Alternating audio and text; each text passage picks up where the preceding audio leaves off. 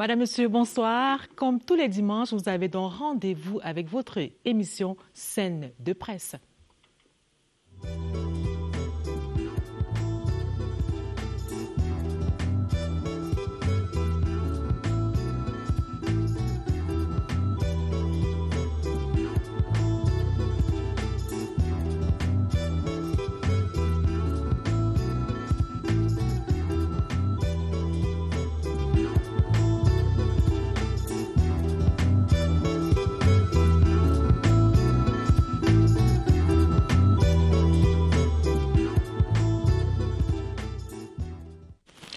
Heureuse de vous savoir nombreux à suivre cette édition de Scène de presse. Bonsoir, mesdames, messieurs. Sur le plateau avec nous, le professeur Tetanye Ekwe, qui est pédiatre et président du Comité national de la certification de l'éradication de la poliomyélite. Professeur, merci d'avoir abandonné vos petits malades le temps de venir nous éclairer de votre science sur ce plateau. Bonsoir et bienvenue. C'est un très grand plaisir, Lucrèce. Merci beaucoup. Je suis très heureux de pouvoir honorer votre rendez-vous. J'espère qu'on en tirera quelque chose. C'est nous qui vous remercions d'avoir accepté notre invitation. À ma gauche, Florence Mequeux, qui est le chef du département du contrôle de la qualité des journaux parlés à la rédaction centrale de la CRTV Radio. Bonsoir Florence. Bonsoir Lucrèce, bonsoir également à tous nos téléspectateurs. Avec vous, nous parlons de la vaccination qui se heurte au lobby, aux appréhensions et à la réticence des parents. Le déroulement de la seconde phase de vaccination contre la poliomyélite de type 2 et l'introduction cette semaine du vaccin contre le cancer du col de l'utérus dans le programme élargi de vaccination déchaînent les passions dans les réseaux sociaux et les médias dans un contexte de Covid-19 et de guerre des laboratoires occidentaux. Question aux médecins, faut-il avoir peur de la vaccination? Le professeur Tetanye est à notre chevet ce soir. Mais qui est au chevet des consommateurs de téléphones et tablettes numériques? La question est d'autant plus opportune que les consommateurs semblent bugger depuis l'annonce de l'entrée en vigueur du paiement électronique des droits et taxes de douane sur les téléphones et terminaux téléphoniques directement par le consommateur. Déplacement de la frontière terrestre vers la frontière numérique, l'abonné trinque-t-il? Réponse du chef de la cellule de la législation de la Direction générale des douanes dans la deuxième partie de cette émission de Scène de presse. Une fois de plus, bonsoir. Cette semaine, le Cameroun a donc introduit le vaccin contre le papillomavirus dans le programme élargi de vaccination. Professeur, pourquoi? Quelle est la gravité du mal? Écoutez, Lucrèce, le cancer du col de l'utérus est un problème de santé publique très important parce que vous imaginez bien que pour les jeunes femmes que vous avez, Lucrèce et Florence, être diagnostiquées d'avoir un cancer du col de l'utérus est une affaire extrêmement grave parce que, je ne sais pas si vous l'avez oublié, mais notre pays a un taux de 30 pour 100 000 cas de cancer du col de l'utérus par an, ce qui est énorme parce que soigner le cancer du col de l'utérus demande la chirurgie, de la radiothérapie, de la chimiothérapie et j'en passe. On parle de 2356 nouveaux cas chaque année. 3500 nouveaux cas chaque année, ça veut dire à peu près 1500 à 2000 cas de mort, de décès. Mais alors, de décès, je ne sais pas si vous imaginez ce que ça veut dire, le décédé du cancer du col. C'est un délabrement physique extraordinaire pour une femme. Ça la dénature complètement et ça la stigmatise au niveau de la famille. Je ne sais pas si vous imaginez le cortège des mauvaises odeurs, de cette charcuterie extraordinairement horrible et qui fait que la femme est pratiquement rejetée par la famille, je dirais à contre-cœur contre la famille. Donc c'est un vrai problème contre lequel l'État ne pouvait pas rester indifférent. Et c'est ce qui justifie donc l'introduction de ce vaccin dans le programme élargi de vaccination. C'est ce qui justifie parce qu'il est absolument démontré depuis plus de 10 ans qu'on peut prévenir ce cancer du col grâce à un vaccin qui est heureusement bien mis au point, qui est absolument sûr et qui a très très très peu d'effets On va revenir sur cette question d'efficacité dans la suite de cette émission, Florence. Alors, professeur, près de 400 000 filles âgées de 9 ans inscrites dans les établissements d'enseignement primaire du Cameroun recevront un sérum conçu pour les protéger du cancer du col de l'utérus. À ce jour, certains parents portent un regard oblique sur cette campagne de vaccination-là. Professeur, la vaccination contre le cancer du col de l'utérus est-elle obligatoire à l'école? Elle est obligatoire, Florence, parce qu'à partir du moment où l'État a l'évidence que cette maladie pose un si grave problème de santé publique, l'État a le devoir, au regard de ses obligations constitutionnelles et au regard de ses obligations vis-à-vis de la communauté internationale, de protéger sa population. Par conséquent, c'est une chance de disposer de ce vaccin lorsque l'État peut le rendre disponible. Je vous rappelle, Florence, que ce vaccin coûte 60 000 francs par la dose et que les 2 doses qui sont obligatoires, qui sont nécessaires, coûtent 120 000 francs pour chaque enfant dans chaque famille. C'est énorme comme dépense. Par conséquent, lorsque l'État reçoit de la communauté internationale la possibilité gratuite de mettre à la disposition de sa population, faillir à un tel devoir serait extraordinairement coupable pour l'État. Et l'État s'appuie sur la loi parce que la vaccination est obligatoire au Cameroun depuis 1964. Absolument. La loi de 1964, Florence, parce que c'est vous qui avez posé la question, la loi de 1964 rend obligatoire toute vaccination qui protège la population. Donc l'État a le devoir de protéger ces 400 000 jeunes filles dont vous parliez tout à l'heure et qui, si jamais une d'elles arrivait à souffrir du cancer du col de l'utérus demain, dans 10 ans, dans 15 ans, elle serait parfaitement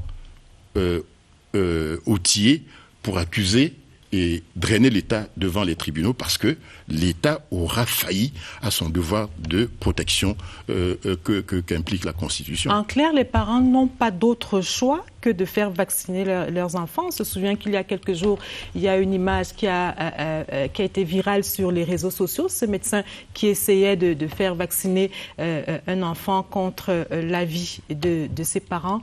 Qui était en tort? Dans une école, autant pour moi, dans une école. Le parent était totalement en tort dans cette situation-là? Non, Lucrèce, parce qu'il a manqué quelque chose que le gouvernement a choisi comme approche. L'approche de la communication, de la conviction, de l'adhésion. Dans certains pays du monde, on ne pose même pas la question. Je reviens du Rwanda. Au Rwanda, on ne vous pose même pas la question. Au Maroc, on ne vous laisse pas la question. Ce qui se passe, c'est que le gouvernement dispose de la loi pour passer en force, mais il a choisi la méthode douce qui permet de convaincre les parents, de leur faire comprendre les dangers auxquels ils exposent leur petite fille si jamais ils refusent le vaccin. Mais dépasser les capacités, je dirais les limites de la conviction, l'État a le devoir de se prévenir, de se prémunir lui aussi, parce que s'il ne le fait pas, demain, il ne pourra pas se justifier. Professeur, le même problème de communication pourrait également s'opposer en ce qui concerne la vaccination contre le cancer du col de l'utérus. Pourquoi les gens sont-ils si réticents? Ils sont résistés parce qu'il s'est inséré dans ce problème, le Covid-19. Souvenez-vous, il s'est passé dans les réseaux sociaux cette rumeur que les Occidentaux étaient en train de se servir des populations noires et africaines pour tester le vaccin du Covid-19. Et il y a eu une espèce de tollé, à juste titre d'ailleurs, pour dire que la population africaine ne peut pas servir de cobaye pour ce vaccin. Et bien, effectivement, il ne s'agit pas ici de faire de la vaccination ou bien du test ou bien de l'expérimentation pour le Covid-19. Absolument pas. Et quand vous lisez les réseaux sociaux, Florence, vous lisez des choses absolument énormes. L'État du Cameroun, je ne vois pas un État, quel que soit l'État, même celui de Hitler, ne se s'est pas permis de le faire, de soumettre sa population à une expérimentation qui n'a pas du coup fait ses preuves, c'est absolument pas question. Donc par conséquent, il y a eu, je veux dire, il s'est glissé de la suspicion une très grave suspicion de la part de la population vis-à-vis du gouvernement à cause de l'effet de ces rumeurs toxiques dans les réseaux sociaux. Alors vous parlez, oui, pour ça, allez-y.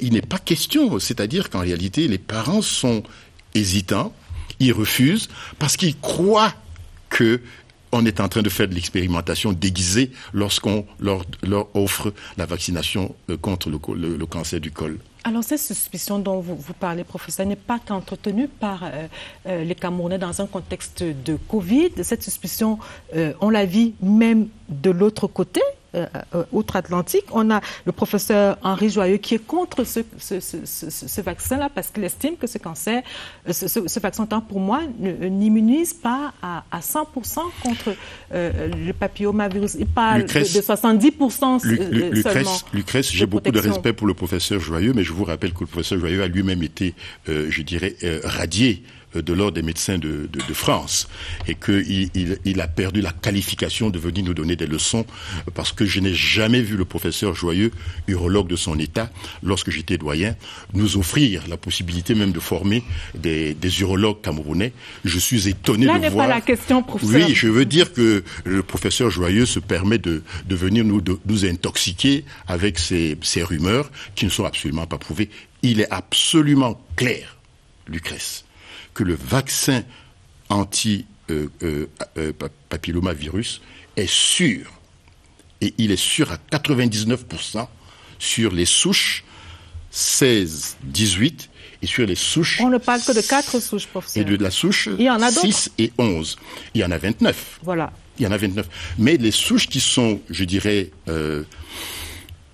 dangereuses pour nos populations sont les souches 6 et 11 pour les verrues génitales et les souches 16 et 18 pour le cancer du col. Ce sont ces souches-là qui sont absolument le problème pour nous et pour lesquelles il est démontré, Lucrèce. Donc, je voulais juste qu'on s'accorde que ce vaccin ne protège que contre 4 souches. 4 souches de papilloma. Celui que nous avons choisi. Voilà, celui que nous avons choisi. Oui. 4 souches sur combien? Sur 29 à peu près. Oui.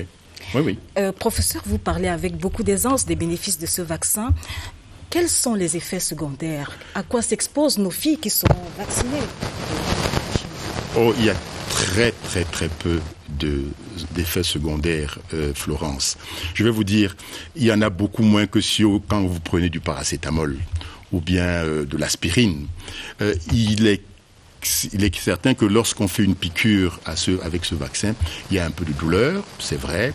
Il peut y avoir un tout petit peu de fièvre suivant la vaccination, mais ça reste très peu. Je sais que on a, amplifié les problèmes de sclérose en plaques, des tas d'effets secondaires sur le système nerveux, mais c'est des cas sur des centaines et des centaines, et vous pouvez les avoir sur n'importe quel vaccin, sur n'importe quel médicament. Par contre, Florence, vous savez que dans cette histoire, on met toujours en balance les effets bénéfiques et les effets négatifs. Lorsque les effets bénéfiques sont outrageusement plus bénéfiques que les petits effets secondaires, l'État ne peut pas hésiter. L'État ne peut pas hésiter devant 99% de bénéfices contre, 0,1% d'effets secondaires. Alors, professeur, que faites-vous du débat autour de la réduction de la croissance démographique en Afrique à travers ce vaccin et l'introduction des nanopuces, dit-on, dans ce vaccin? Oui, je sais. Vous savez, ça fait partie de toutes ces rumeurs qu'on passe dans les réseaux sociaux. Le vaccin n'a absolument aucun effet sur la fertilité des filles. La preuve, c'est que dans les arrondissements de Bafoussam, d'Edea et de Fumban, quand on l'a fait en 2010 et en 2014, on a vu des jeunes filles tomber enceintes, qui sont évidemment, pas à cause du vaccin, mais parce qu'elles se sont livrées à leurs activités sexuelles, et puis comme ça peut arriver. Donc ce vaccin n'a absolument aucun effet sur les capacités de fertilité de la jeune fille. Deuxièmement, lorsqu'on dit qu'il y a des nanopuces, j'ai envie de vous dire, Lucrèce, ça fait partie de tout ce qu'on appelle les pensées fictives. Parce que les nanopuces, aucun de ceux qui nous ont proposé ces nanopuces, l'idée de ces nanopuces, ne nous a prouvé leur effectivité. Parce que je vous rappelle que les nanopuces sont des corps étrangers. Si vous admettez que ce sont des corps étrangers, vous savez que l'organisme rejette tout corps étranger. Si vous mettez une nanopuce dans l'organisme, mais le corps va l'éliminer. Donc ça ne soutient même pas la physiologie normale, et ça fait partie de ces rumeurs qui, pour le public, évidemment, font rêver, donnent des cauchemars, donnent extraordinairement de l'anxiété, mais ça ne soutient pas la physiologie de la vaccination. Lorsque vous donnez un corps étranger à un organisme, il le rejette, sauf si génétiquement il a été accepté. Je ne pense pas que des puces, des nanopuces aient été à ce point modifiées sur le plan génétique qu'elles s'adaptent au génome de l'humain. Ça me paraît peu probable. Alors, nous aurons marqué un premier arrêt dans cette édition de Scène de Presse, justement pour souligner l'importance de la vaccination. C'est dans ce zooming que nous propose Martine Noël Ndengue.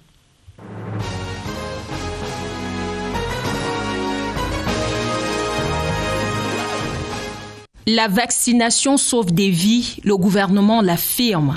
Jusqu'ici, c'est la meilleure voie pour se prémunir de certaines maladies. Faisons confiance aux équipes de vaccination et faisons vacciner nos enfants pour renforcer leur immunité contre les maladies évitables par la vaccination. Avec l'introduction du vaccin contre le cancer du col de l'utérus dans le programme élargi de vaccination, le Cameroun dispose désormais de 14 vaccins offerts gratuitement contre les maladies. Le début de la campagne dans les écoles est prévu le 23 novembre, mais des voix s'élèvent déjà criant au complot. Et pourtant, la tuberculose, la rougeole, la diarrhée chronique ou encore la méningite cérébrale, toutes ces maladies ont reculé au Cameroun grâce à cette même vaccination. Ce vaccin, réservé à la fille âgée de 9 à 14 ans, permet d'éviter le cancer du col de l'utérus, quatrième cancer le plus dangereux chez la femme, selon l'Organisation mondiale de la santé. Et le vaccin anti-human papillomavirus reste la meilleure prévention.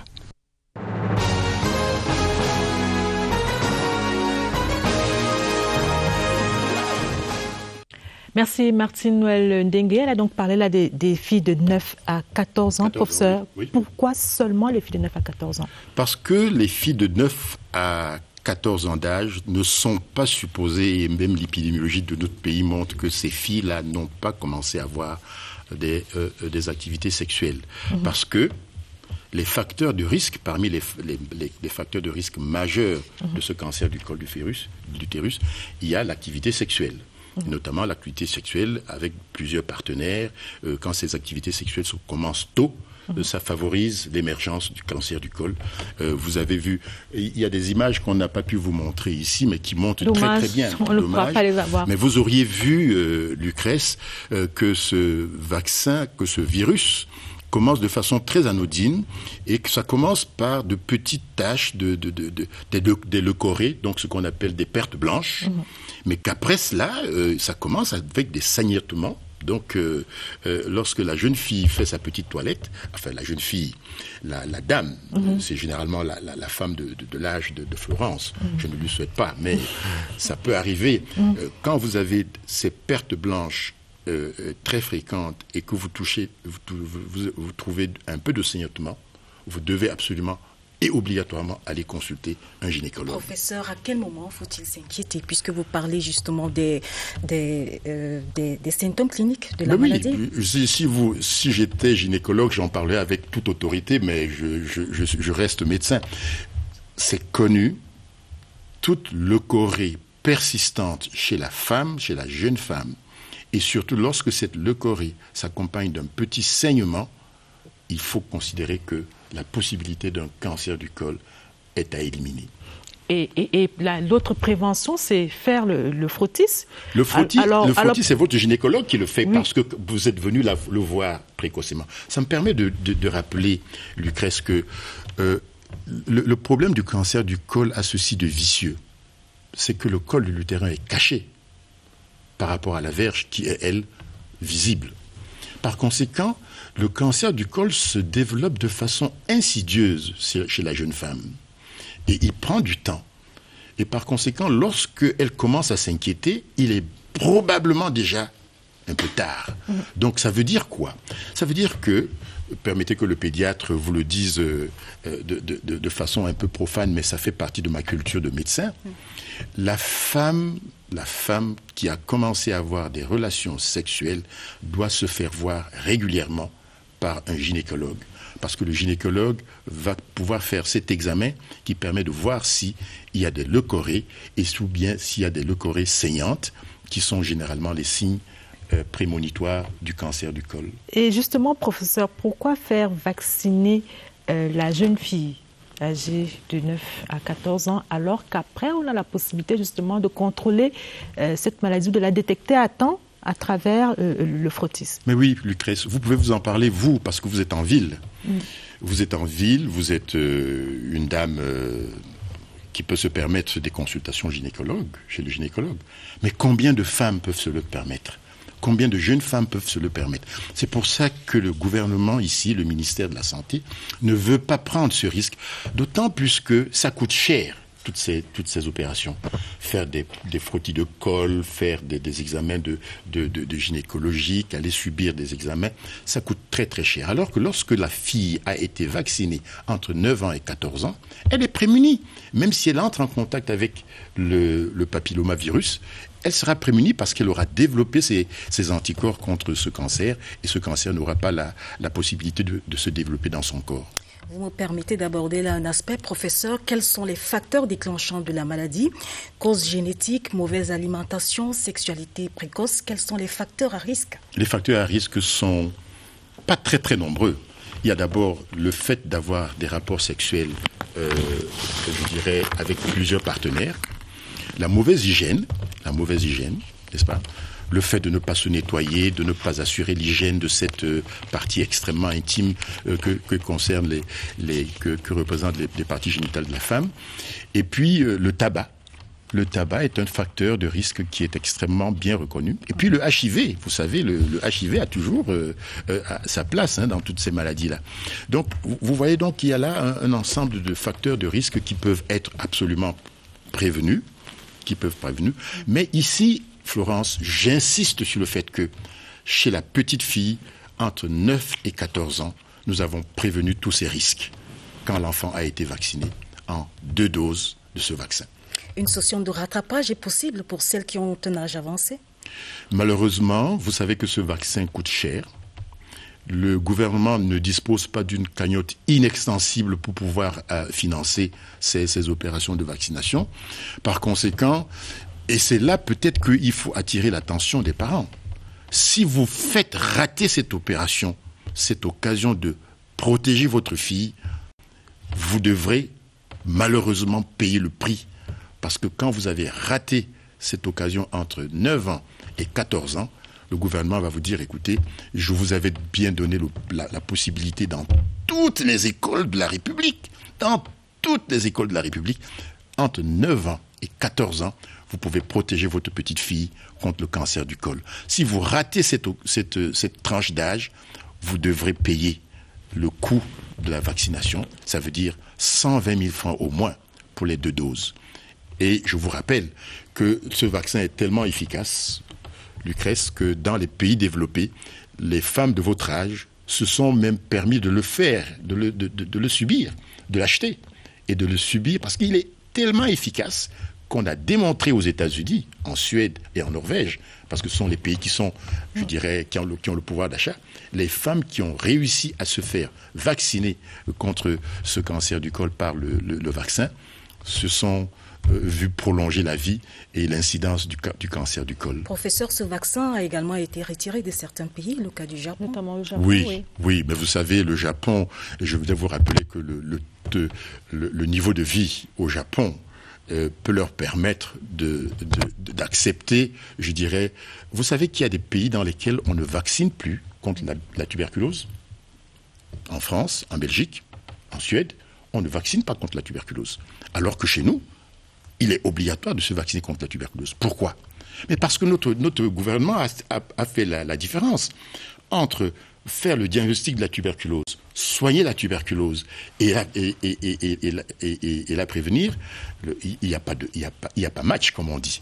C'est pour ça que dans certains pays, le Japon, qui a les capacités de se permettre de cela, peut se permettre d'éviter la vaccination contre le cancer du col, parce qu'il dispose des moyens de prévenir ce cancer qui sont étonnamment plus grandes que celles d'un pays comme le nôtre.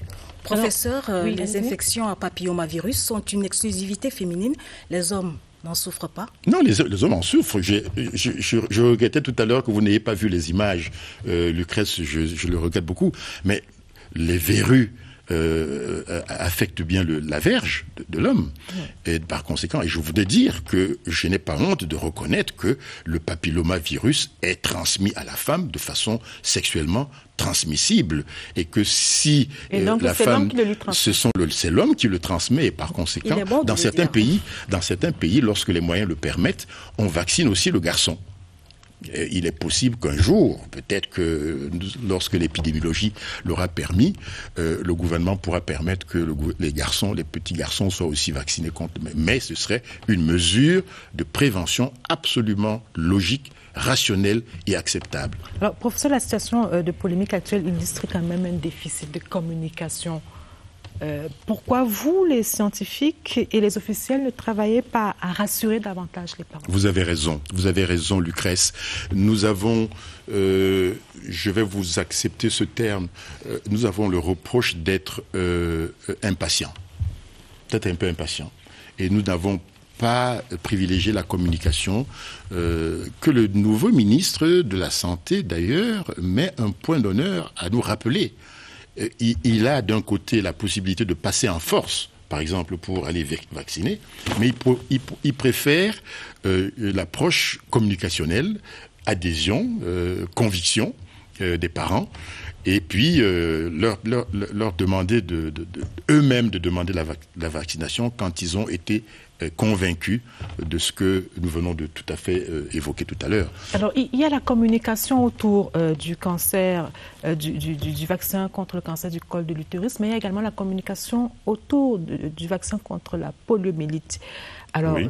Du 9 au 11 octobre dernier, on a lancé la deuxième phase de la campagne contre le poliovirus sauvage, mais des parents ne comprennent pas pourquoi il faut encore vacciner les enfants alors que le Cameroun a été déclaré polio-free en juin dernier. Oui.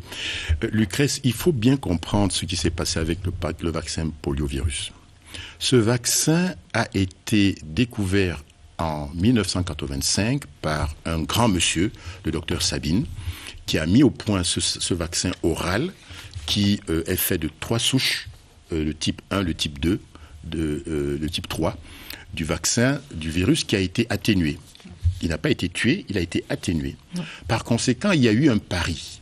C'est évidemment le mérite du Rotary international d'avoir, je dirais, choisi de proposer à l'humanité d'éradiquer cette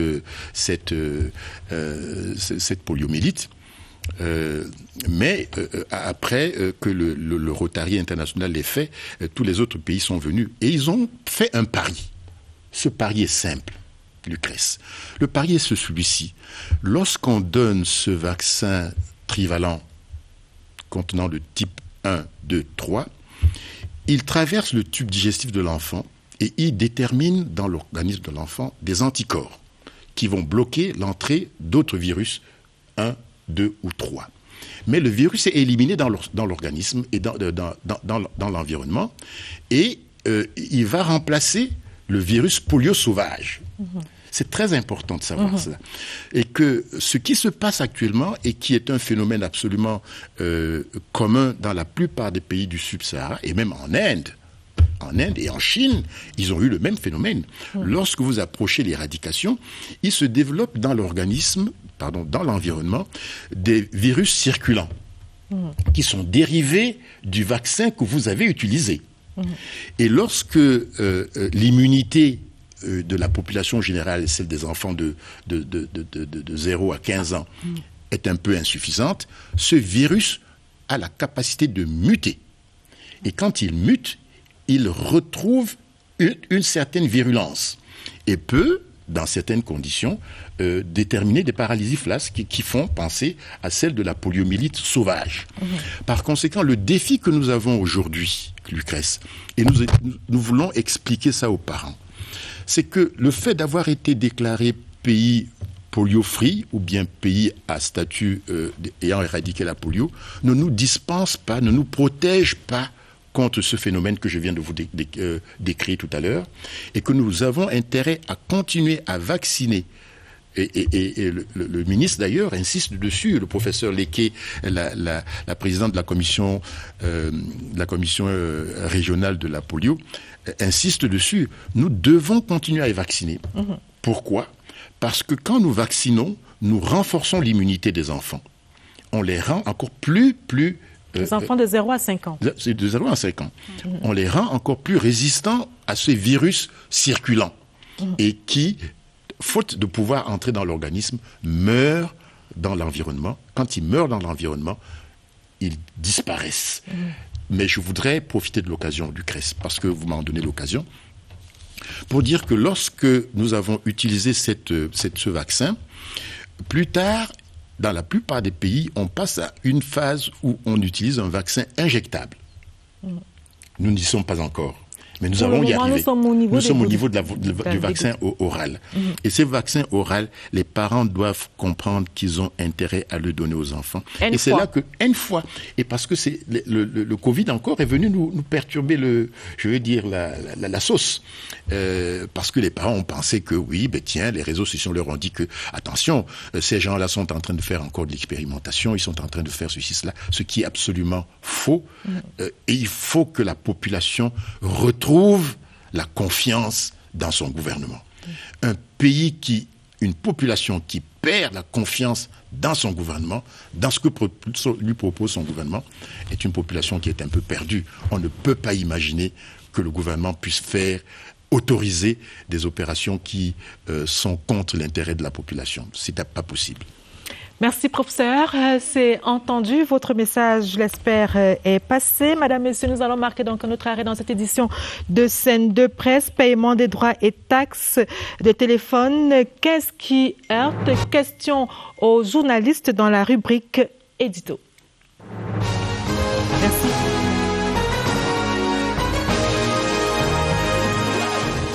L'État n'a pas pris suffisamment de temps pour expliquer aux Camerounais ce que cette taxe va apporter. Qui sont ceux qui vont payer cette taxe-là? J'ai la faiblesse de penser que c'est une taxe qui devrait plutôt intégrer la loi de finances 2021 et non arriver en fin d'exercice 2020. La manière n'y a pas été. Elle n'a pas été, c'est ce qui fait qu'aujourd'hui, il y a des contestations, il y a des protestations dans les médias, dans les relais sociaux, et ainsi de suite. Donc c'est ça qui cause problème. Peut-être qu'il y a encore du temps pour pouvoir se rattraper, je pense et j'imagine, parce que sinon on aura des problèmes, il y aura même des conflits latents entre les acheteurs de téléphones et certainement les vendeurs de téléphones. Des conflits latents entre les acheteurs de téléphones et les opérateurs de téléphonie mobile. Beaucoup pensent que c'est un nouvel impôt. Peut-être que c'est un impôt de plus et un impôt de trop. Et on a souvent coutume de dire que trop d'impôts tue l'impôt. Le Cameroun ne fabrique pas les téléphones, il ne fabrique pas les puces non plus. Le fait que les téléphones, les puces et les tablettes constituent un poste important de recettes parce qu'on n'a pas tout identifié, il fallait absolument qu'on puisse trouver là-bas un moyen, n'est-ce pas, d'engranger des recettes pour financer le budget d'État. Les Camerounais veulent savoir comment est-ce que ça doit se passer réellement. Qui sont ceux qui sont appelés à payer la taxe? Est-ce que c'est tout détenteur de téléphone qui doit payer la taxe? Et comment ça va être payé, comment ça va être prélevé.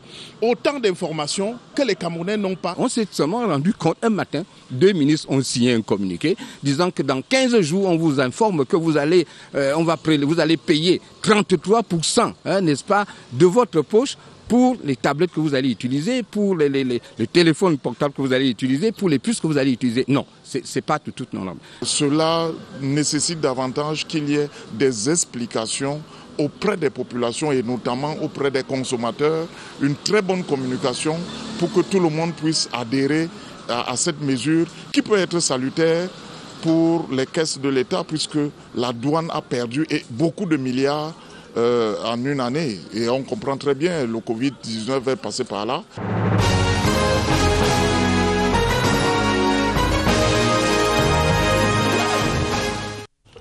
Question aux journalistes, droits et taxes sur les téléphones et terminaux téléphoniques. Qu'est-ce qui heurte? Les journalistes ont donné leur réponse. Et sur ce plateau avec moi, Guy Innocent Difo, qui est inspecteur principal des douanes et chef de la cellule de la législation à la Direction générale des douanes. Bonsoir et bienvenue. Bonsoir Madame Benga. Tout en face de vous, donc, et à ma gauche, Serge Pout, chef de département production web et transmédia, que j'accueille à nouveau sur ce plateau avec beaucoup de plaisir. Bonsoir et bienvenue, Serge. Bonsoir, Lucrèce. Bonsoir aux téléspectateurs de la CIR-TV. Alors, Monsieur Guy Innocent Difo, vous avez écouté les journalistes, vous avez bien saisi leurs appréhensions, mais avant qu'on ne revienne sur les questions qu'ils ont posées il y a quelques instants, les problèmes qu'ils ont posés il y a quelques instants, je voudrais que vous nous disiez que s'est-il passé le 15 octobre? Alors, je ne voudrais surtout pas que vous dites qu'il ne s'est rien passé, Madame Je vous pose la question. Que s'est-il passé le 15 octobre au niveau du paiement électronique des droits et taxes de douane sur les téléphones et tablettes? Voilà, je voudrais commencer donc par saluer tous les téléspectateurs de la CIR-TV. Il s'est trouvé qu'à la date du 15 octobre, tel qu'annoncé, l'ensemble des réseaux des opérateurs de téléphonie ont été connectés à la plateforme. Donc, il y a eu un début de transfert des données, même si finalement tous les opérateurs n'ont pas observé le format qui était défini. Et donc, pour l'instant, nous avons la première base de données qui est en train d'être traitée. C'est vrai qu'effectivement, nous avons un certain nombre de préoccupations qui ont été posées par certains acteurs. Vous n'avez pas parlé de réticence? Non, réticence, non. Quelques petits préalables techniques que l'on va régler très rapidement. Donc c'est juste une question de travail dans les backstage. C'est pas une question d'opportunité ou de pertinence même au niveau du jour, du lancement. Est-ce qu'on n'a pas reculé un peu parce qu'on écoute ce qui se dit dans le pays? Alors, question d'opportunité, je pense, Monsieur Pout, que nous n'en sommes plus là. La question de l'opportunité a été réglée lors de la préparation de la loi de finances pour l'exercice 2019. Nous sommes aujourd'hui au niveau de l'administration. Notre devoir, c'est de mettre en œuvre les instructions de cette loi de finances. Maintenant, il va sans dire que c'est une réforme qui implique, au-delà de la simple volonté, l'utilisation d'instruments modernes de télécommunication. Et donc, il y a un certain nombre de réglages, effectivement, qu'il faut pouvoir faire entre les plateformes de l'ensemble des intervenants. Alors, vous avez parlé de réforme, Monsieur Guy Innocent Difo. Pourquoi incombe-t-il désormais au consommateur final de payer les frais liés au dédouanement des téléphones et des tablettes numériques? Pourquoi le consommateur final? Alors, c'est une question qui est décidément récurrente. Mais il faut bien noter d'entrée que ce n'est pas exclusivement pour les téléphones que cela se fait. Le transfert du paiement des droits et taxes de douane est une pratique douanière, c'est une modalité douanière. Nous le faisons habituellement dans les régimes notamment d'entrepôt, notamment pour les véhicules. Alors, il y a une réforme similaire dans la loi de finances 2018 qui prévoyait la création des entrepôts de véhicules d'occasion de moins de 10 ans. Donc effectivement, dans cet entrepôt, des véhicules sont importés, sont en suspension des droits et taxes de douane, et c'est bien le consommateur qui vient tester son véhicule, décide de l'acheter et donc de payer les droits et taxes de douane. Oui, mais sur la question qu'elle pose, il y a quand même qu'avant, c'était pas comme ça. Avant, c'était l'importateur qui payait au poste frontière. Alors, qu'est-ce qui vous oblige aujourd'hui à migrer du poste frontière jusqu'au dispositif numérique? Alors, merci. Alors, disons que globalement, si vous avez été très attentif à l'ensemble des réformes de l'administration des douanes ces dernières années, il s'est davantage agi pour nous de mettre sur pied des mécanismes de prévention de la fraude. C'est-à-dire qu'il est davantage question pour nous, dans un premier temps, de tout mettre en œuvre pour éviter d'ailleurs que la fraude se produise. Et lorsqu'elle se produit, il est effectivement question également pour nous de mettre sur pied des modalités de collecte qui nous permettent de capter l'impôt où qu'il se trouve. En clair, c'est au consommateur de rattraper ce qui a échappé à la douane, c'est cela? Non, ce n'est pas exactement cela, Madame Ebenga. Il se trouve simplement, et là vous m'en donnez l'occasion, que d'abord, le principe classique de dédouanement des téléphones n'a pas changé. Il demeure. Il se trouve simplement que nous avons constaté que beaucoup d'importateurs faisaient entrer frauduleusement des téléphones au Cameroun. Et donc, le principe du paiement au comptant est demeuré.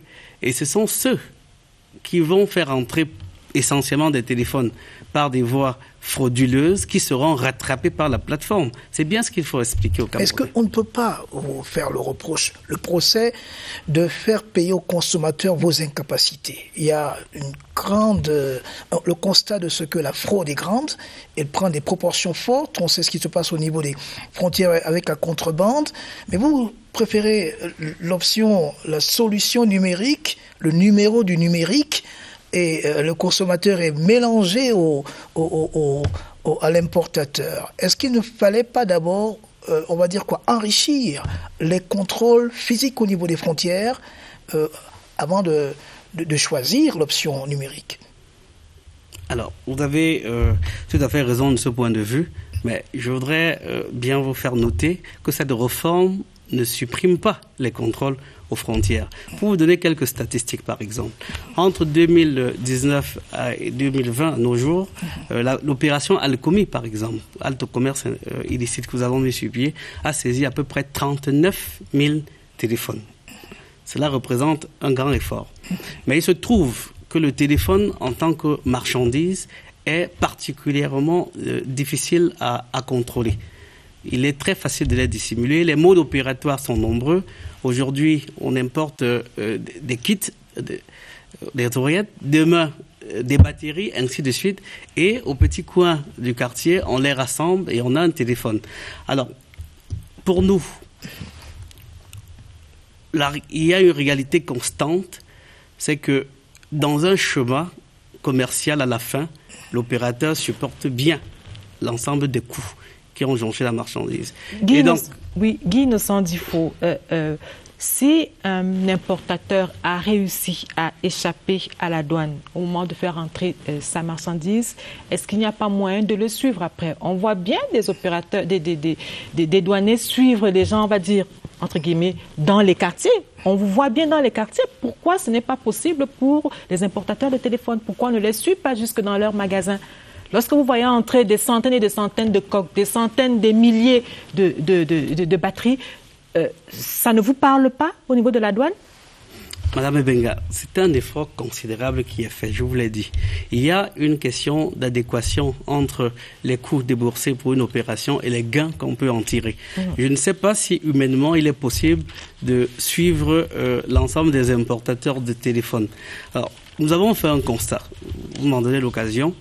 Autour des années, de l'année 2016-2017, si je ne me trompe, nous avons constaté que les chiffres réalisés par des sociétés de téléphonie elles-mêmes dans le segment importation de téléphones avaient considérablement baissé.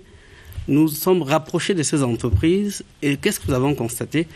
Que ces entreprises elles-mêmes avaient renoncé, mais faisaient au niveau du territoire national des appels d'offres. Et acheter ces téléphones au niveau national, sauf que malheureusement, lorsque vous remontez la filière, vous ne voyez pas des personnes qui ont nouvellement déclaré.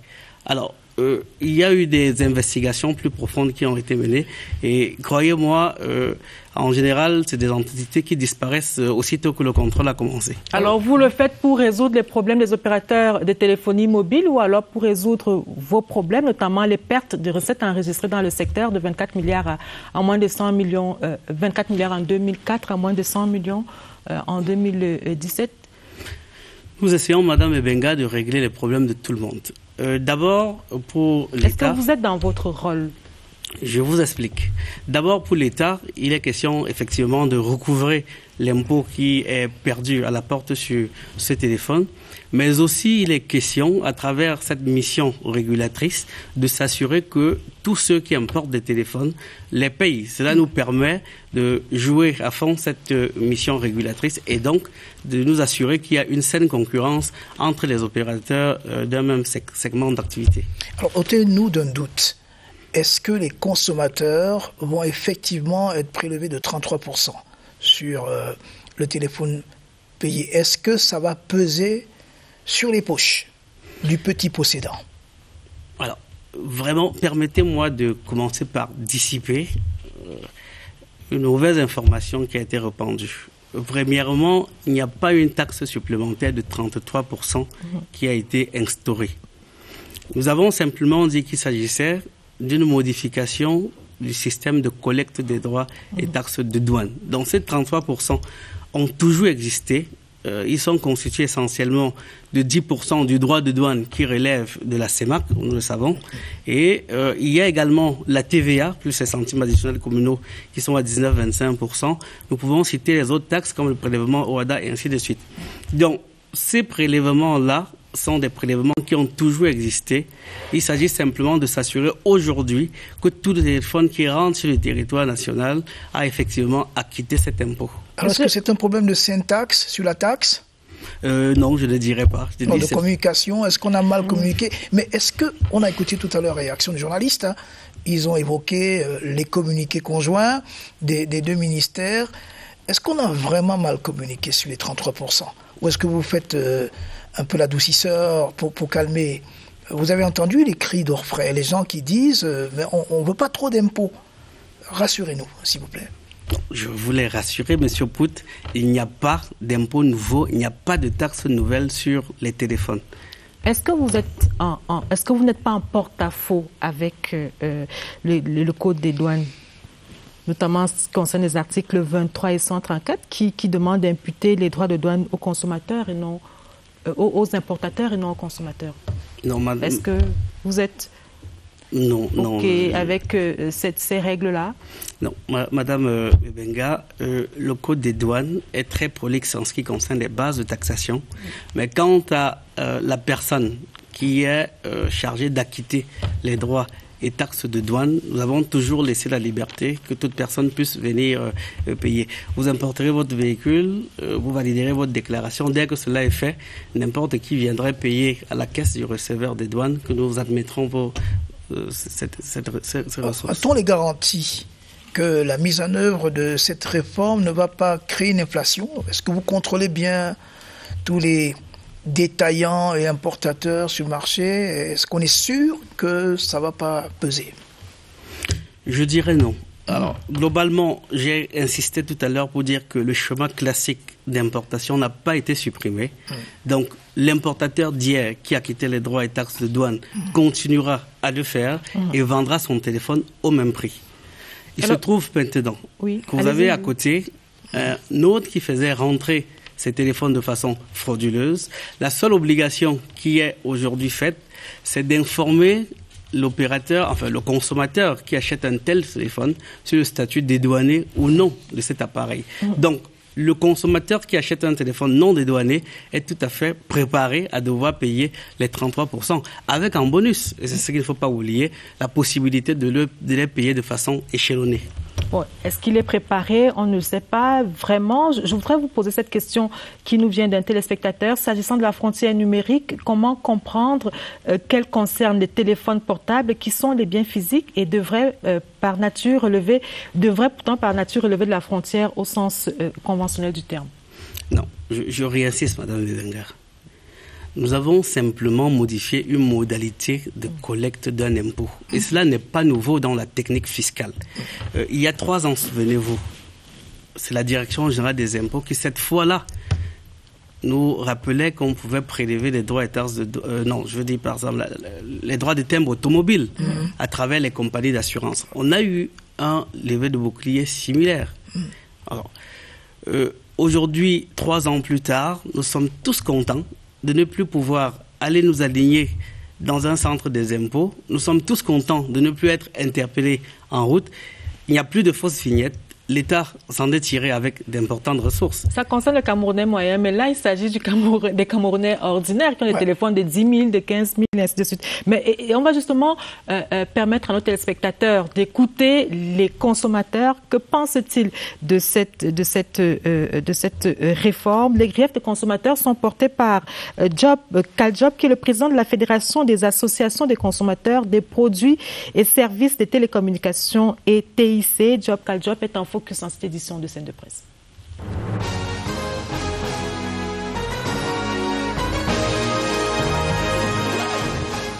Il y a d'abord le problème, par exemple, du portefeuille du consommateur final qui est affecté. La plupart des utilisateurs des smartphones, on les retrouve dans la tranche d'âge de moins de 40 ans, c'est-à-dire les élèves et les étudiants.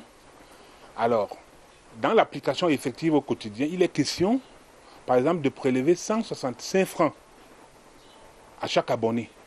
Alors, ça fait problème parce que les enfants qui sont des élèves, ils font des recherches et tout, ils vont prendre cet argent où? Et au quotidien, il y a le problème de la confidentialité des données. Alors, on prend les données d'un abonné qu'on va remettre à un tiers. Où est la garantie de cette confidentialité?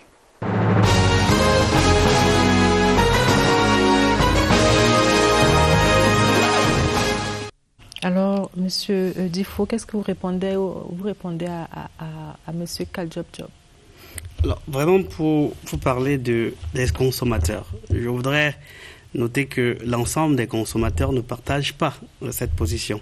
Alors, j'ai très rapidement devant moi une correspondance qui a été adressée au ministre des Finances par la plateforme camerounaise du commerce équitable. C'est une plateforme qui regroupe 19 associations ou syndicats de consommateurs. Et si vous me permettez, juste un extrait de cette correspondance. Allez-y rapidement, s'il vous plaît, le temps nous tient à la gorge. Alors, l'ensemble des associations de défense de droits et intérêts des consommateurs réunies au sein de la plateforme camerounaise du commerce équitable prennent acte de cette décision gouvernementale qui vise à améliorer la collecte Monsieur des droits Difo, et là taxes. n'est pas la question. Je ne peux pas vous permettre de continuer à lire ce document. Oui. Là n'est pas la question. Il ne s'agit pas d'opposer les consommateurs. Monsieur Kaljob a posé 2 problèmes dans son intervention.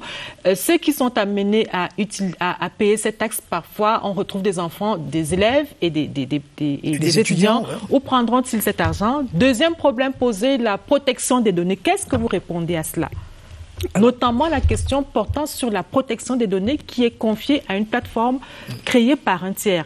Une plateforme qui n'appartient pas vraiment à l'État. Alors, commençons par la plateforme. Et je suis surpris que vous dites que la plateforme n'appartient pas à l'État parce que la décision numéro 247 est suffisamment claire sur cette question. C'est une plateforme gouvernementale. Elle peut être gérée avec l'aide d'un mandataire. Donc, c'est une plateforme gouvernementale. Le promoteur de cette start-up nous a bien dit que c'est lui qui a créé cette plateforme et il nous l'a dit sur ce plateau. Est-ce que la semaine dernière. Est-ce que l'émission d'un tiers, justement, ne pose pas le problème de la sécurité des données? Parce que c'est quand même assez délicat, la gestion de la confidentialité. J'en venais à cette question de protection de la sécurité des données. Pour dire que justement, l'ensemble des parties prenantes, c'est-à-dire ART, Antique, Mine-Postel, ont effectivement pris part à l'ensemble des travaux. C'est une préoccupation qui L'ART a vraiment pris part à ces travaux et elle a donné sa bénédiction. Je vous le confirme, madame, les fiches de présence peuvent l'attester. Donc, si vous le dites, nous vous croyons. Voilà. Alors, donc, l'ensemble, le rôle de ces acteurs, l'Antique, ART, c'était effectivement de s'assurer que l'ensemble des mécanismes de protection sont garantis. Et au demeurant, cette ce prestataire a également une licence, si je me trompe, de même niveau que celle des opérateurs. Et donc, cette plateforme a également, enfin pas cette plateforme, je parle du prestataire privé, a également une convention qui est tout à fait signée avec l'administration pour garantir cette confidentialité. Mais est-ce que les opérateurs de téléphonie mobile accordent un blanc-seing à cette ONG, à cette plateforme, à cette start-up? Est-ce qu'ils sont accueillis, on leur fait bisous, ou est-ce qu'il y a des craintes quand même? Alors, je ne voudrais pas me risquer à ce jeu. En réalité, c'est le gouvernement qui, de par sa souveraineté, choisit ses prestataires. Et il ne me semble pas qu'il soit du domaine d'un prestataire de contester le choix que le gouvernement ferait sur d'autres prestataires. Mais vous comprenez quand même ces questions quand on parle de gestion des données. Il y a un certain nombre de risques. Sur la prévention des risques, qu'est-ce qui est prévu? Alors, je voudrais dire que lorsque le département ministériel du gouvernement, en l'occurrence le ministère des Postes et Télécommunications, à travers toutes ces agences, a pris part à des travaux, logiquement, disais-je, l'ensemble de ces aspects devrait être garanti. Mais ça ne nous empêche pas de nous interroger à haute voix et de vous interroger, vous questionner également sur l'aptitude de ces start-up à gérer ces questions, notamment dans un contexte numérique qui n'est pas forcément loin de toute attaque de contrebandiers, les contrebandiers 2.0. On a les hackers. On a un certain nombre de facilités qui sont données dans les réseaux de traverse, les voies de traverse du numérique, notamment les applications de contournement. Alors, on sait que parfois, les gens, les contrebandiers sont plus sophistiqués même que ceux qui font les propositions. Est-ce que ces préoccupations-là ont oreille? Est-ce que vous entendez ces préoccupations chez vous? Alors, je voudrais vous rassurer. Si le ministère des Postes et Télécommunications, et là a été, ont cru devoir donner une licence à cet opérateur, c'est qu'il remplit les exigences minimales du Cameroun. Rassurez-vous, est-ce que cet opérateur a tous les moyens qu'il faut pour pouvoir opérer? Est-ce qu'il est partenaire technique d'une banque? Est-ce qu'il a tous les moyens pour pouvoir opérer au Cameroun? Alors, Madame Ebenga, je voudrais vous rassurer sur un certain nombre de choses. Un tel opérateur ne pourrait pas opérer s'il n'a pas, par exemple, un numéro d'identifiant fiscal et qu'il ne s'acquitte pas de ses obligations fiscales. C'est l'un des premiers points. Cet opérateur ne pourrait pas s'interconnecter aux autres opérateurs s'il n'a pas une licence, ainsi de suite. Donc, je reviens là-dessus. Je vous ai dit, le ministère des Postes et des Télécommunications ne peut pas délivrer ce type d'autorisation à une plateforme, à un opérateur, s'il ne remplit pas ses obligations minimales.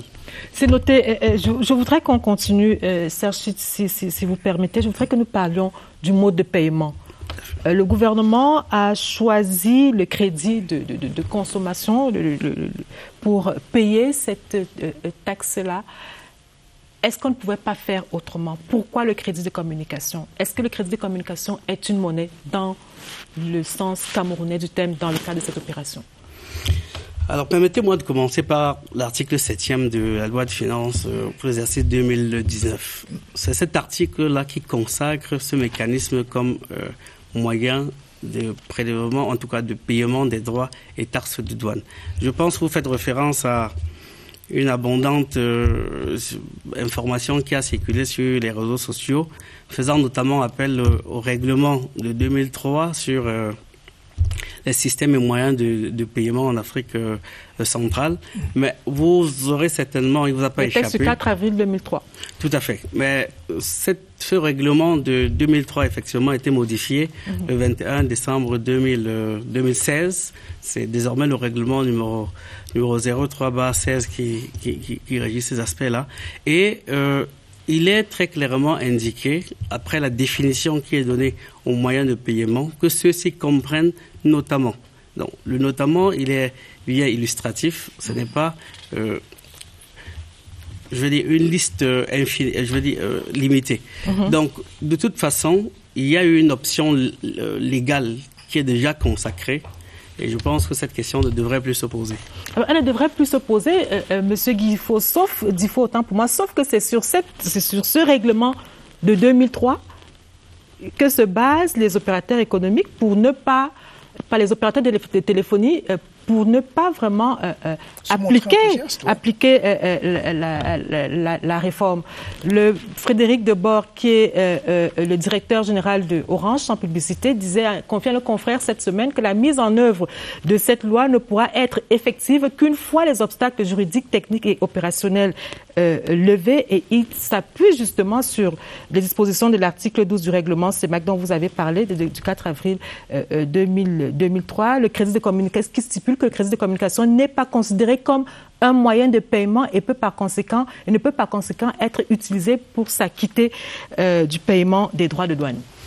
Madame Ebenga, je ne souhaiterais pas m'attarder plus longtemps sur cette question. On peut simplement faire le constat que pendant que ces sociétés disent qu'il ne s'agit pas manifestement de la monnaie, pendant le même temps, avec ce crédit de communication, on peut acheter des musiques, on peut acheter des sonneries, on peut payer la communication d'une autre personne, ainsi de suite. C'est d'autres services, c'est une plus-value que proposent ces différents opérateurs. Mais l'autre problème qui se pose, c'est que si ces opérateurs de téléphonie n'adhèrent pas à cette réforme, il sera difficile de la mettre en œuvre. Madame Benga, je vous ai dit que ces opérateurs ont pris tous part à l'ensemble du processus. Vous donne-t-il l'impression d'adhérer? Je viens de vous dire d'entame que la plateforme gouvernementale est déjà interconnectée à l'ensemble des réseaux des opérateurs. Je viens de vous dire que ces mêmes opérateurs ont déjà transmis la base numéro 0 à la plateforme gouvernementale. Donc, il y a effectivement un ensemble de préoccupations qui ont été formulées. Les instructions sont claires, continuer la réforme tout en écoutant, en ayant une oreille attentive à l'ensemble des préoccupations des acteurs. Donc, nous continuons la réforme tout en écoutant tous les partenaires. Innocent Idifo, ce sont ces mêmes opérateurs de téléphonie qui, selon des sources généralement bien informées, ont adressé un mémorandum au Premier ministre. Ce sont également ces mêmes opérateurs de téléphonie qui ont adressé une lettre à la BEAC pour savoir si le crédit de communication peut être utilisé comme monnaie. Je vous comprends. Je dis simplement que ces opérateurs ont bien participé.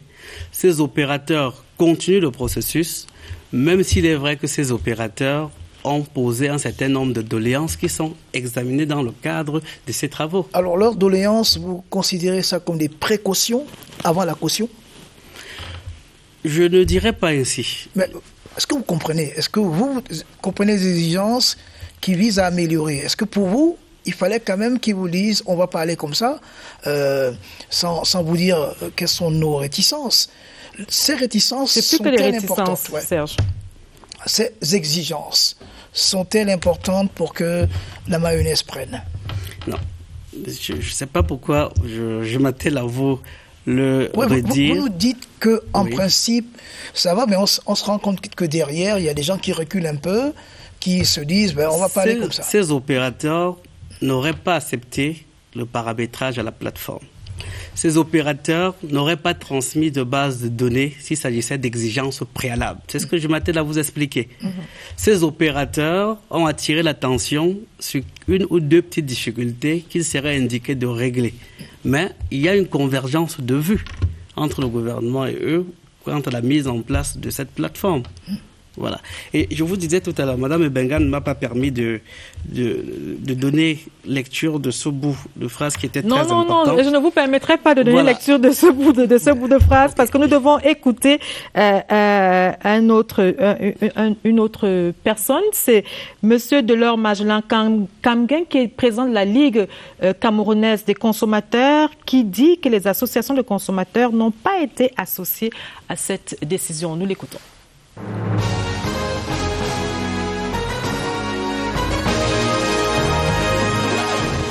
Cette taxation n'est pas du goût de la CEMAC, de la réglementation de la CEMAC.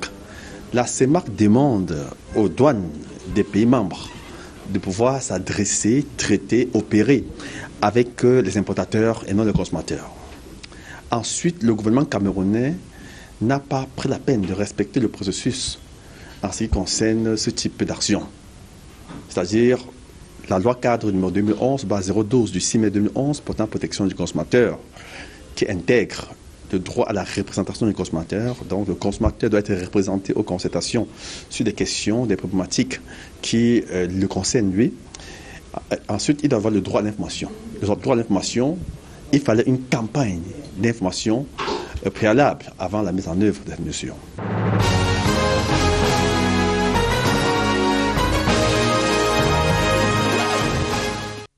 Alors, M. Guy Sandifo, vous avez écouté de l'heure Magellan Kamgen qui dit que les consommateurs n'ont pas été associés pour ne prendre que cet aspect-là de son intervention.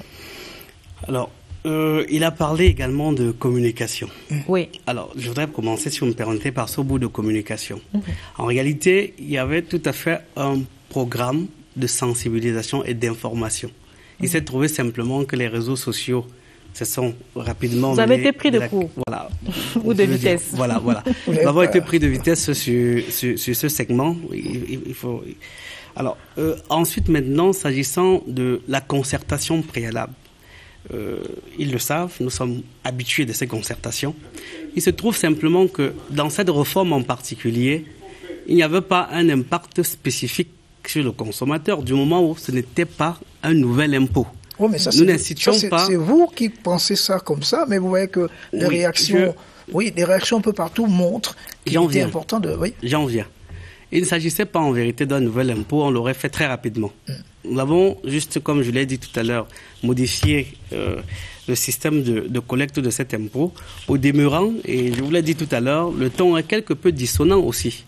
Donc, oui, allez-y, vous tenez tellement à nous donner lecture de Voilà, merci beaucoup. Ce communiqué. Donc, vous avez une minute. C'est la plateforme camerounaise du commerce équitable qui réunit, je disais, 19 associations de consommateurs, qui disait donc simplement au ministre des Finances qu'il prenne acte de cette décision gouvernementale qui vise à améliorer la collecte des droits et taxes dus à l'État. Et vous félicite donc le ministre des Finances, ainsi que votre collègue, Madame le ministre des Postes et Télécommunications, pour cette innovation qui place notre pays au fleuron des pays les plus innovants dans le secteur des nouvelles technologies de l'information et de la communication. Vous voyez très bien que l'ensemble des consommateurs, au moins cette grande plateforme, Ce communiqué résout quel problème posé par les consommateurs? On a écouté déjà 2 présidents d'associations qui ont soulevé un certain nombre de problèmes. Ils n'ont jamais dit qu'ils n'adhéraient pas vraiment à cette réforme, mais ils posent des problèmes précis. Qu'est-ce que ce communiqué apporte de plus? Alors, à la suite de cette, ou en tout cas au terme de cette correspondance, le besoin qui a été exprimé, c'était celui de la mise sur pied d'une plateforme pour mieux adresser l'information au consommateur final. Et donc le ministre des Finances a effectivement instruit le directeur général des douanes de tenir urgemment cette concertation qui aura lieu ce mardi. Et l'ensemble des instruments seront mis à disposition pour une meilleure information des consommateurs. Ouais. Moi, j'ai juste une préoccupation. Je me mets à la place d'un étudiant, d'un Guaykele, Soa ou d'un Gaoundéré, et je vous demande ce soir, est-ce que nous allons être cuits? Est-ce que la note salée, c'est pour nous? De manière très pratique et en français facile. De manière simple, c'est que le téléphone qui était acheté hier à 10 000 francs CFA sera acheté demain, peut-être à 7 000 lorsqu'il n'a pas été dédouané, parce que les 3 000 supplémentaires vont être recouvrés de façon graduelle. Qui va faire la police derrière les vendeurs? Alors, je vous explique, madame. La décision numéro 247 est assez claire, notamment en son article 6. Cette décision, en tout cas cet article, précise clairement que le vendeur a l'obligation d'informer le consommateur sur le produit qu'il lui vend, sur le statut dédouané ou non. Et donc, le non-respect de cette obligation est bien sanctionné par une amende égale à 50% de la valeur de la transaction. Au demeurant, au demeurant, il y a une fonction qui a été créée, c'est un code USSD qui vous permet, lorsque vous achetez un téléphone, simplement d'interroger le statut de ce téléphone. Donc, il n'est pas possible d'arnaquer Après avoir acheté ou juste avant? Non, avant. Okay. Avant, vous pourrez l'interroger. Oui, mais qui va faire la police? C'est la question des mentalités. Le marché, il est pollué de gens qui trichent.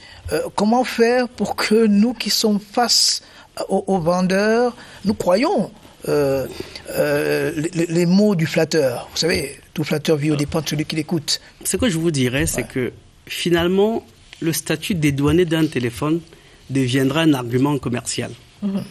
Ceux qui vont se conformer à la réglementation et qui auront payé effectivement les droits et taxes de douane afficheront de façon très très fière devant leur magasin téléphone dédouané. Et donc, vous voyez que finalement, la partie marginale qui va devoir acheter des téléphones non dédouanés sera infime. Monsieur Guissoufo, vous avez une boule de cristal? Non, Madame Benga, vous savez très bien que dans le segment commercial, la libre compétition en réalité aboutit à la baisse des prix. Alors donc, oui, allez-y. Oui, je disais, c'est un segment hautement concurrentiel dans lequel, lorsque vous avez 1 franc de plus, le consommateur sait où faire son choix. Alors, que proposent les présidents ou les représentants des consommateurs? Je vous invite à les écouter dans ce 3e focus de Scène de Presse.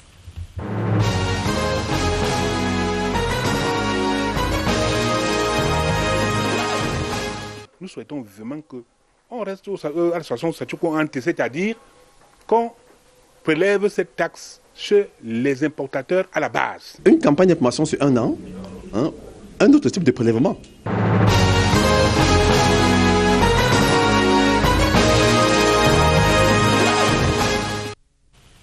Monsieur Difo? Souhait d'un autre type de prélèvement.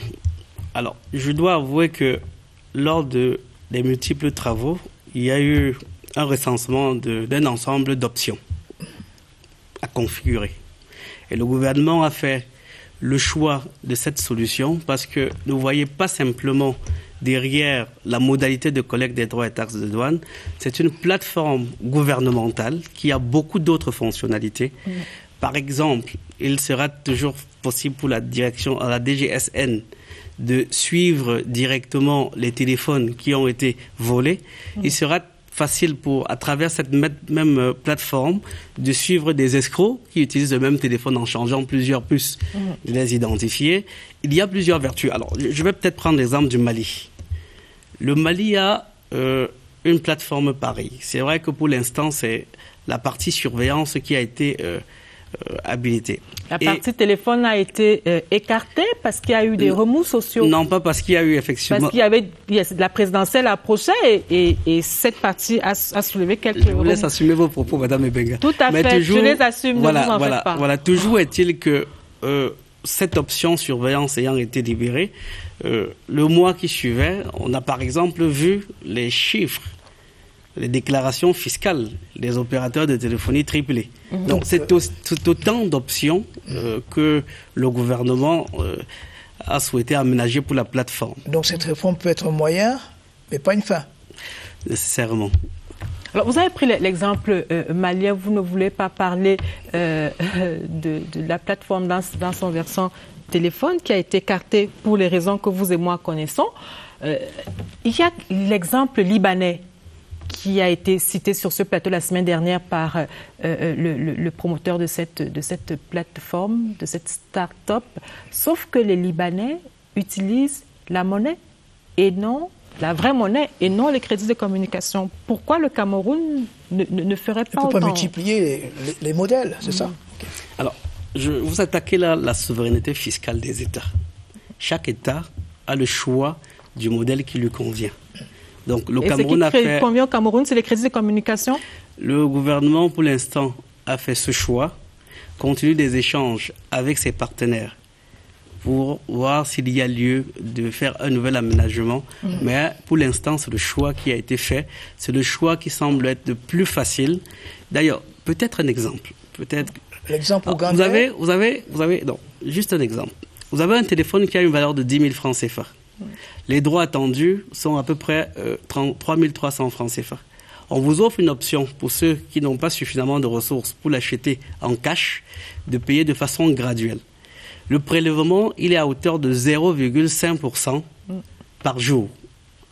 Ça veut dire que chaque jour, on vous prélève juste 50 francs jusqu'à épuisement. Encore faudrait-il que vous ayez ces 50 francs dans votre téléphone? Effectivement, le jour où vous n'avez pas ces 50 francs, il n'y a pas de souci, ça ne rentre pas en débit. Le jour où vous l'aurez, vous payerez. Et donc, c'est plutôt un assouplissement en réalité des modalités de dédouanement d'un téléphone. Monsieur Difo, juste pour finir, est-ce que vous avez fait le tour des réseaux sociaux? Est-ce que la douane écoute? Est-ce que vous avez le retour de cette réforme-là au sein de l'opinion? Et qu'est-ce que vous répondez à tout ce qui se dit, à tout ce qui s'écrit? Non, le sentiment que nous avons eu, et effectivement on l'a dit en début d'émission, c'est que pour avoir été pris de court dans la communication, nous n'avons pas eu le temps d'expliquer très calmement en quoi consistait cette réforme, pour bien faire comprendre qu'il ne s'agissait nullement d'un impôt nouveau, pour bien faire comprendre aux consommateurs que cette modalité était encore plus avantageuse pour lui. Donc, aujourd'hui, nous sommes dans cet exercice d'information de nos consommateurs et nous pouvons rassurer que c'est une réforme qui a été pensée parce que, dites-vous, ce n'est pas en 2019 que cette réforme a été présentée pour la première fois. Depuis 2016, nous y travaillons et le gouvernement a pris un certain nombre de temps pour se décider et finalement la valider. Souhaitons que vous impliquiez les communicateurs professionnels. Comme ça, il n'y aura pas de retard à l'allumage. On va marquer un autre arrêt dans cette édition de Scène de Presse pour revisiter l'actualité de la semaine. C'est avec Franck Evina, la revue de presse.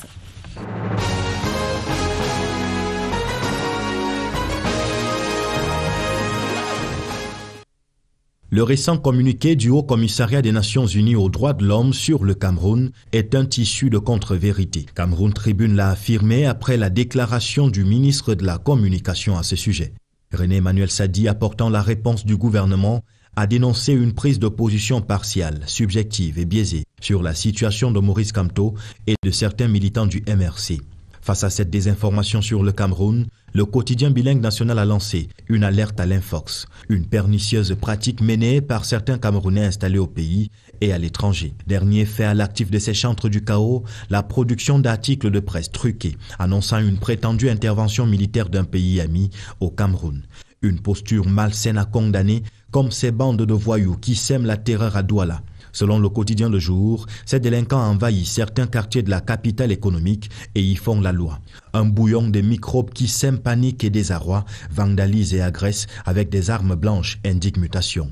Un problème qui préoccupe les autorités autant que la rareté de certains livres scolaires au programme. Cette semaine, Le Jour a parlé d'un scandale en questionnant l'octroi des agréments à l'éditeur français Hachette, dont les manuels seraient pour la plupart absents des librairies. Les COPS étaient, eux, présents dans les campus, jeudi, jour de rentrée académique. Bonne lancée d'après Cameroun Tribune, malgré le contexte sanitaire difficile. Pour Mutation, les étudiants peinent à respecter les mesures barrières dans les campus. À propos de la distanciation physique, le ministre d'État, ministre de l'Enseignement supérieur, le professeur Jacques Famdongo, a rassuré dans les colonnes de Cameroun Tribune, à côté des cours en présentiel, dans le respect des écarts, les enseignements en ligne vont se poursuivre. Poursuivre comme le nouveau mode de prélèvement des droits de douane sur les smartphones et tablettes. La nouvelle taxation devait entrer en vigueur le 15 octobre dernier, mais l'opération a connu un faux départ, révèle Mutation. Un appel manqué que Cameroun Tribune explique par l'absence d'interconnexion entre les opérateurs de téléphonie mobile et la plateforme dédiée. Beaucoup aimeraient qu'on en reste là, à en croire Le Jour et Mutation. Pour ces tabloïds, cette collecte numérique de la taxe douanière est une corde au cou des utilisateurs. La revue de presse était sur la scène.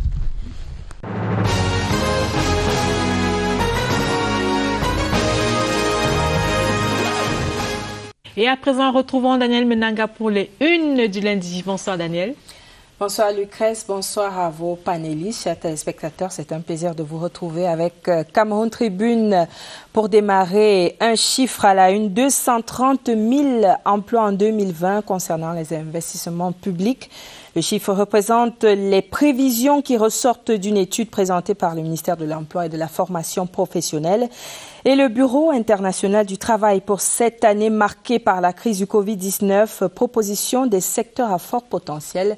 Des pages 8 à 9 du quotidien Eco Matin à propos de Camerco déclare que les vols ne reprenaient pas faute d'assurance. Le Boeing 737 ukrainien, dont l'exploitation a démarré hier, 18 octobre 2020, donc ce dimanche, était jusque-là cloué au sol à cause du non-paiement par le transporteur public camerounais des frais d'assurance. C'est en page 5. L'économie report prolonge le débat des taxes sur les téléphones et tablettes. Le gouvernement peut-il reculer? Question. Des voix s'élèvent pour le changement du mécanisme de collecte. Enquête sur les différentes pistes de crise. À lire également l'analyse de Paul Ella, expert financier, le tout sur 17 pages. L'œil du Sahel est des nôtres ce soir avec un chiffre 65 000 étudiants attendus dans les universités du Grand Nord. Cette rentrée 2020-2021 et puis le journal de Guiba et Gatama révèle par ailleurs que le Nord est la région avec le plus fort taux de décès liés au Covid-19.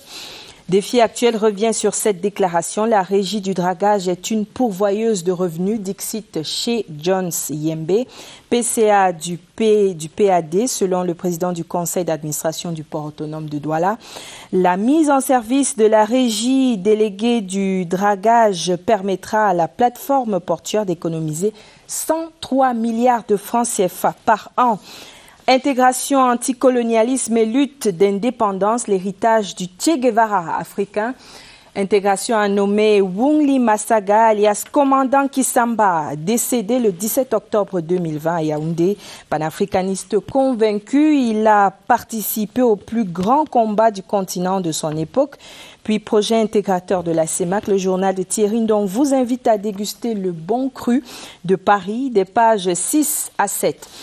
The Guardian Post Daily declared Indian SDO accused from imposing non-native as Ekondotiti ruler, plus Santa Caucus Council boosts effective school resumption and Yaoundé lifeless body of ENAM student fished out from municipal lake.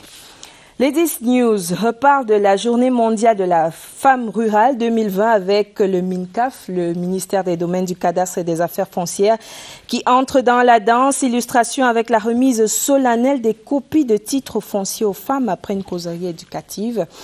Une fleur à une autre Amazone, Lucrèce Mbenga, sous les feux des projecteurs. Au propre comme au figuré. Au figuré, Ladies News vous déroule le tapis rouge. Vous êtes le portrait de la semaine, Lucrèce. Merci Daniel et merci à Lady News. Madame, Monsieur, c'est la fin de cette édition de Scène de Presse. Merci aux équipes techniques et rédactionnelles. Merci messieurs d'être venus. La presse quitte la scène. Merci, bonsoir.